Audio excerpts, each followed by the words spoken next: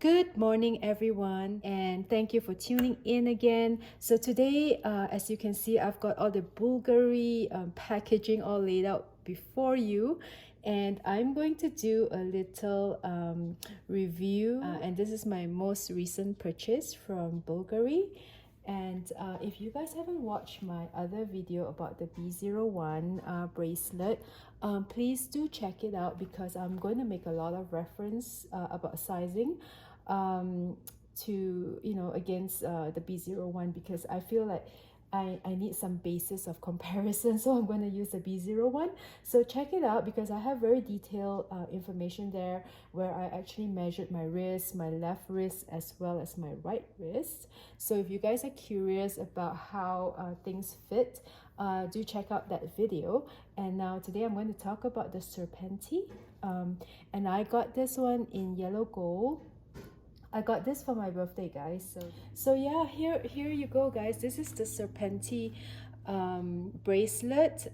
This is not the one with full pave diamonds, although I really like that one. It would actually make a nice addition for my stack.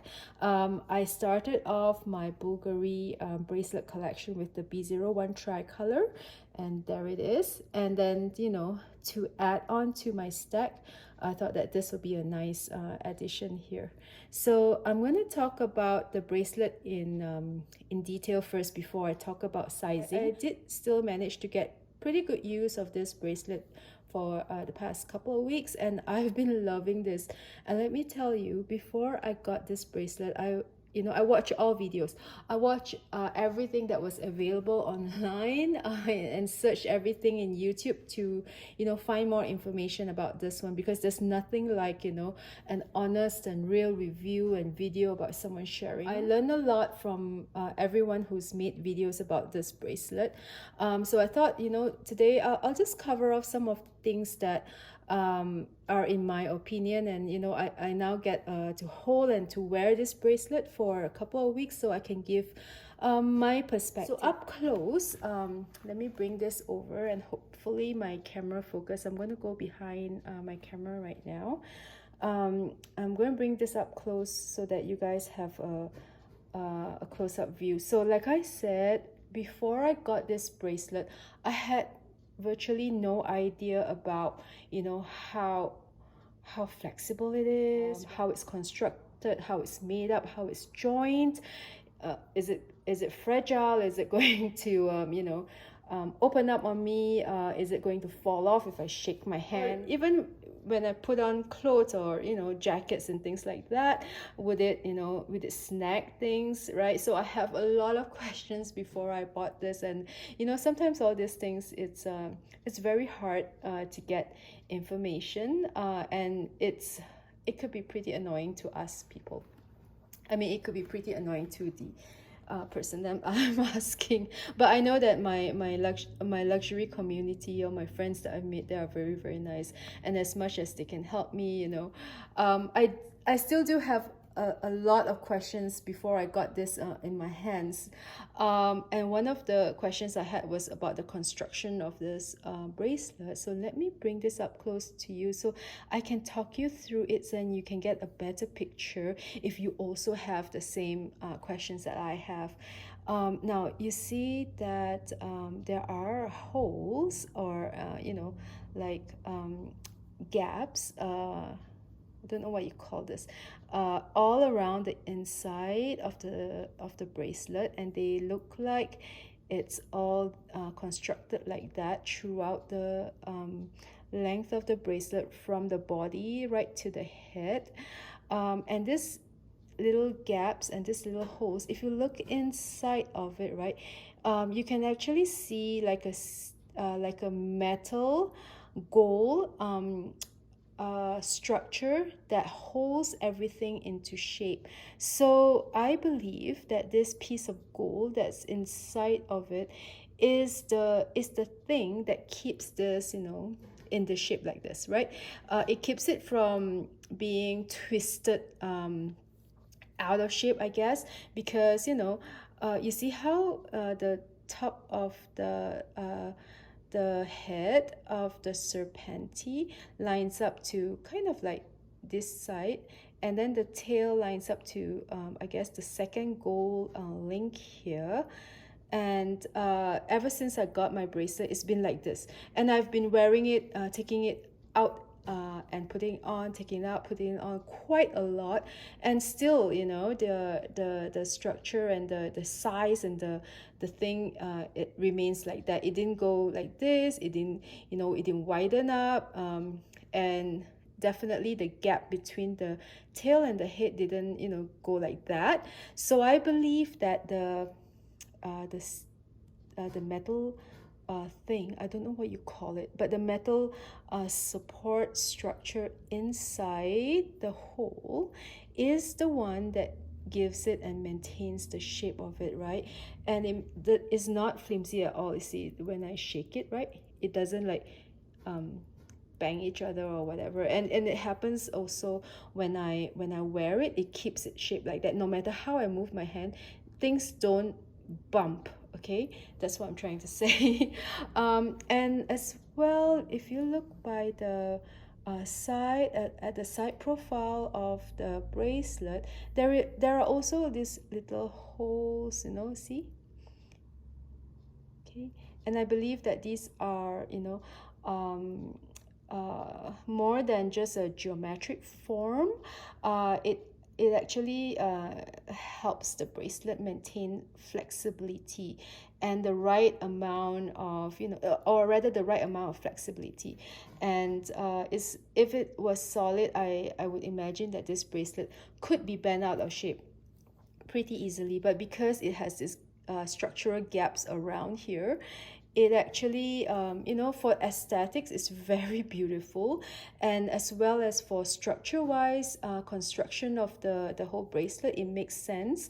And I think that there's a lot of science and a lot of math and a lot of thought put into the construction of this beautiful bracelet.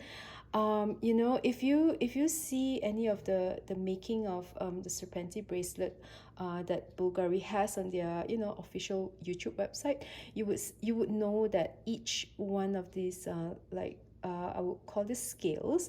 Each one of this section of scales are individually made, and then they are pulled together and you know, joined together with the inside structural goal to hold everything together. So it's amazing. So one of the questions that I also had before I got to hold and to feel and experience this bracelet was, does the scale move, right? So the answer is no. It doesn't contract or you know, go in and out like a spring. It doesn't do that. It's actually, you know, a solid piece of bracelet that goes around like that. Although it does look like it can, you know, it does look springy, but it is not. The only spring, I guess, spring-like mechanism that can be felt is actually, you know, the opening and closing of the bracelet. So I'm going to now wear the bracelet for you to have a look.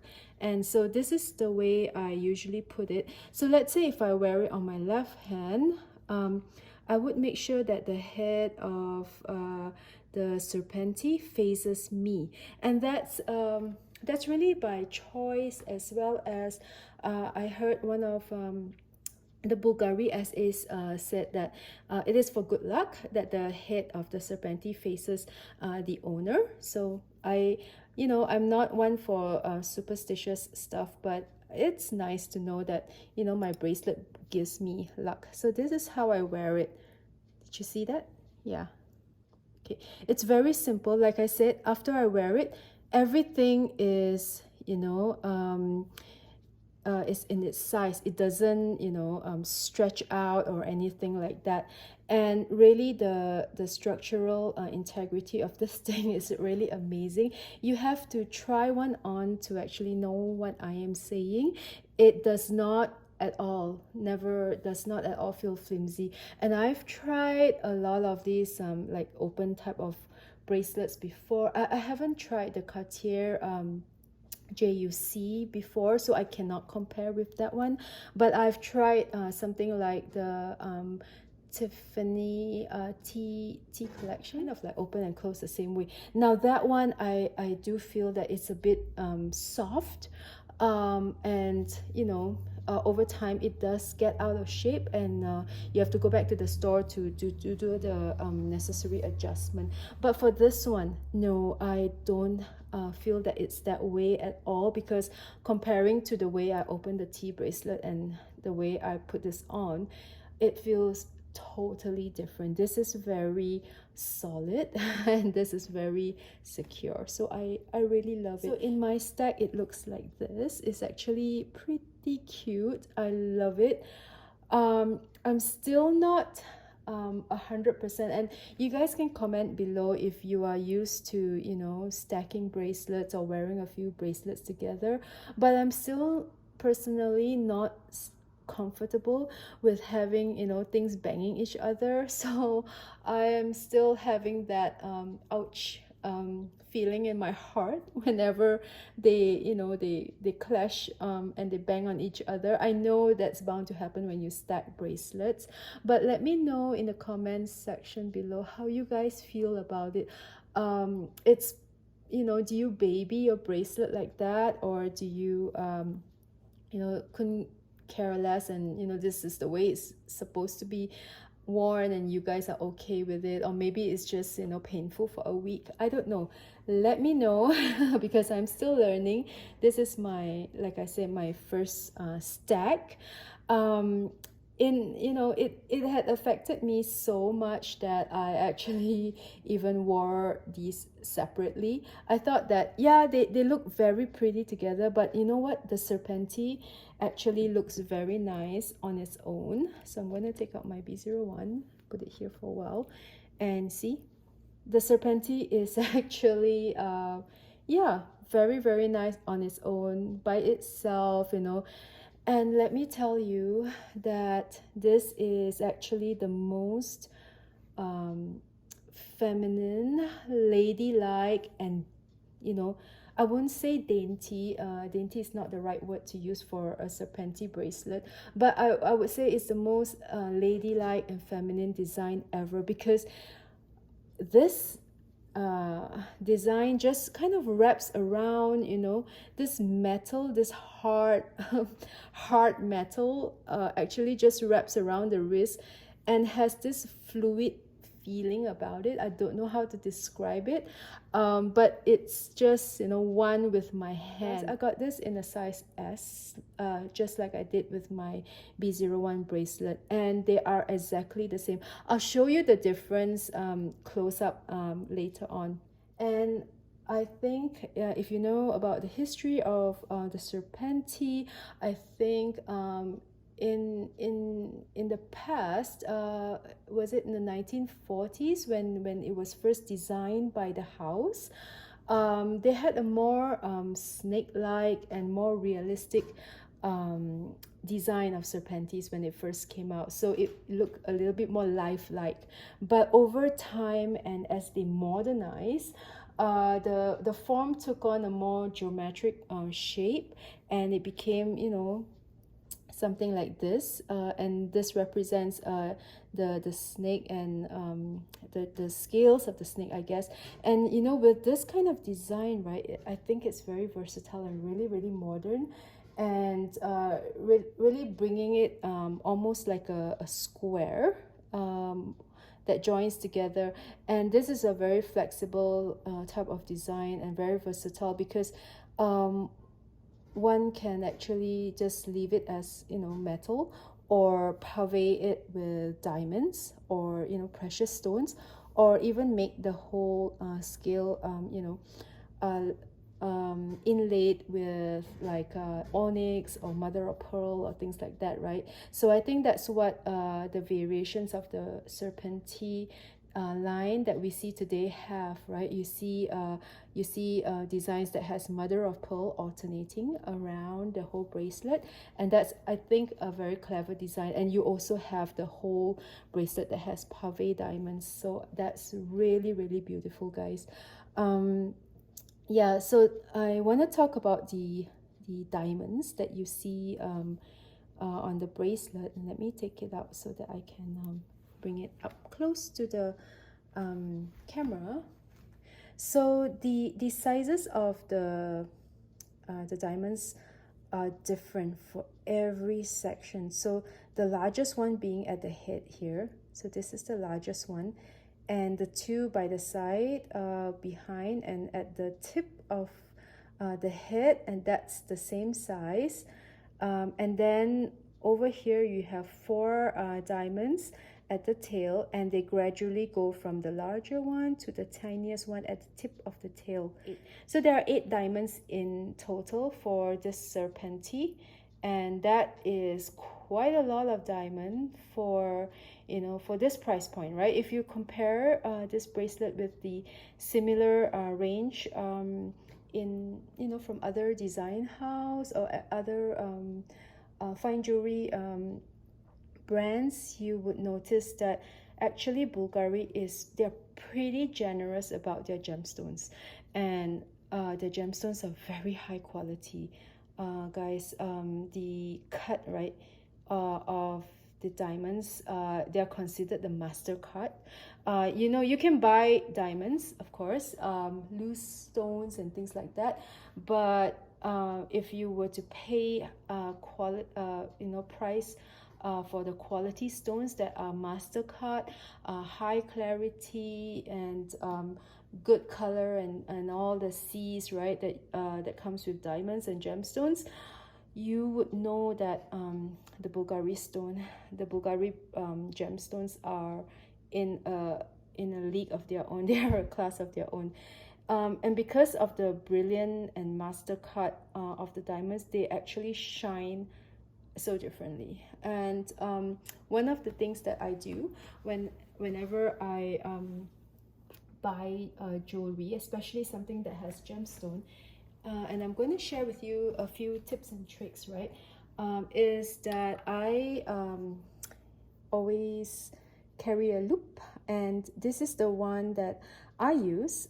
So it is a 10 times magnification. So this is what I would encourage you guys to get if you're into, you know, fine jewelry and things, or if you have some, you know, jewelry with diamonds, you may want to look at it.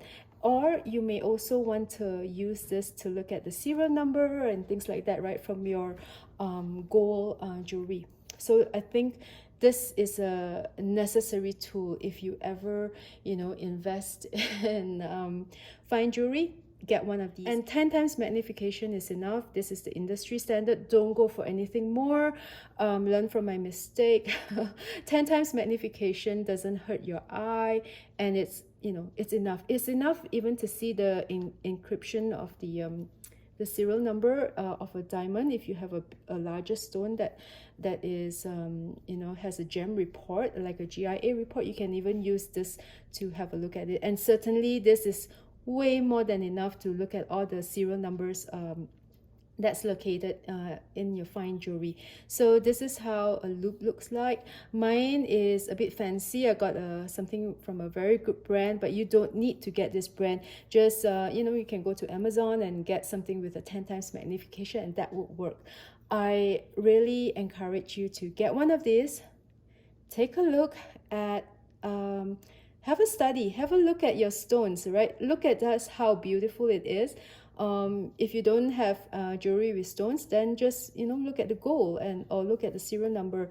It is really fun to get up close and personal with your jewelry items. Another equipment, another tip and trick that I would like to share with you today is this is a UV backlight that you can commonly find, you know, anywhere online or in the stores.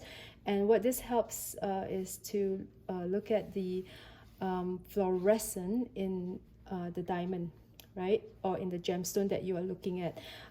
It's a whole other topic. I won't get into it today, but you know, this is one of those useful tools that you can use. And the fluorescent part is just a click of a button, and the other click just brings out the LED, the normal flashlight LED, and it can actually tell you the quality of the stones. So that is a whole other topic, which maybe I will make another video. If you guys are interested, just comment below And yeah, I will consider making a video if there is enough interest. So yep, this is it. I guess I'll stop my video here. It's already kind of long, but you know, I've explained about the bracelet and brought it up close and personal with for you guys to have a look. And I really love the Serpenti line more than I imagined. And I would say that this is the most comfortable bracelet that I ever have. Yeah, this is the most comfortable bracelet that I ever put on my hands. And let me just show you before I sign off about the sizing, because I did talk about sizing a lot, and you guys know from my previous video about this size S B01, and if I put it together with the Serpenti, you can see that it is exactly the same, you know, the same sizing. I'll put a picture next to my video here so that you guys can see the still picture is even better. And the only thing different is the shape of it. This is a bit more elongated and this is rounder. So yeah, but in terms of sizing, the size S matches the size S of the B01. So I would say that the Bvlgari sizing is pretty consistent. Unlike, I guess, the Cartier, where you have your love bracelet at a certain size and then you have to size up with the JUC, or no, actually size down with the JUC, something like that, right? I watched enough of you guys' video to know about these things, but I can tell you for the Serpenti bracelet against the B01, the sizing is consistent, right? I hope you guys enjoyed the video, and I will continue to wear this for the rest of my day. Thank you. Bye-bye. I realized that I forgot to record something important. It is a fun fact, so I'll do a voiceover. Did you know that if you tap the Bvlgari Authenticity card against your smartphone, just do a tap, right?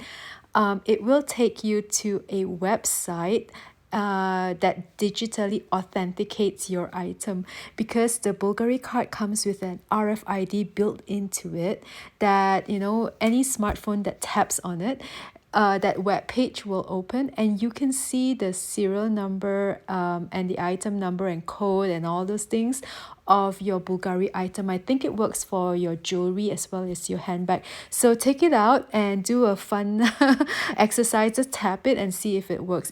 Should take you to a page that looks like this. Thank you guys. Bye.